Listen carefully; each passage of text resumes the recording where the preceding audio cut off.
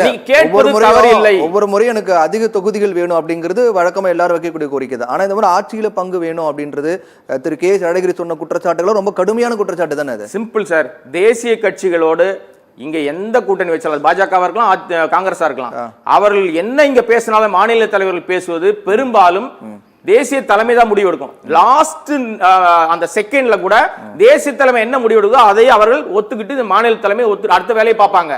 பேசுவது தப்பு இல்ல, தவறு இல்ல, கேட்பது அவருடைய உரிமை, கேட்கலாம். ஆனால் இதனால அந்த கூட்டணி கலகலத்துறோம், உடைஞ்சிரும் என எதிர்பார்ப்பு இருக்கு சார். எடப்பாடி அவர்களுக்கு திமுக கூட்டணியோ அல்லது இந்தியா கூட்டணியோ உடையாமல் வலுவாக இருக்குது. இது என்ன பண்ணலாம்? ஏன்னா இங்க வந்து தொடர்ச்சியாக அவர் பல்வேறு விமர்சனங்களை எதிர்கொள்றாரு. இப்ப அவர் போய் நம்ம அமித்ஷா அவர்களை பார்த்தாருன்னா இங்க அதிமுக தலைமையிடம் எங்க இருக்குன்ற கேள்வி இப்ப எழுப்பப்பட்டு வருது. உண்மையிலே எனக்கும் அது புரியல. ஏன்னா ரொம்ப காலமா இங்கதான் முடிவு எடுப்பாங்க. மோடி அவர்கள் ஏர்போர்ட்டுக்கு போயஸ் கார்டன்ல காவல் காத்ததெல்லாம் உண்டு, எல்லாருக்கும் உண்மைதானே? ஆனால் இன்னைக்கு என்ன நிலைமை? எல்லாத்துக்கும் அங்கதான் சார் போறாங்க. வருத்தமா இருக்கு, வேதனையா இருக்கு, ஆதங்கமா இருக்கு. ஒரு மிகப்பெரிய சக்தியை வைத்திருக்கிறார்கள், மக்கள் சக்தியை.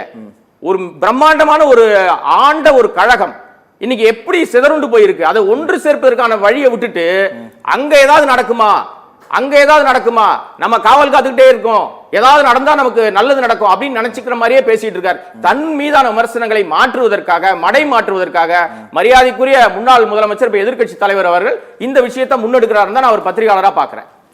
ஆக இப்படி சொல்வதனால ஏதோ நமக்கு எதிர்ப்பு இல்லை.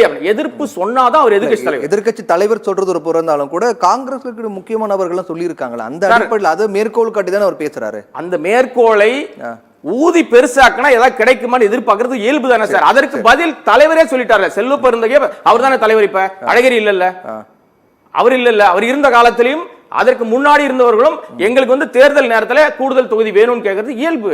அதனால் எங்கேயாவது கூட்டணிக்கு சிக்கல் இருக்கிறதா?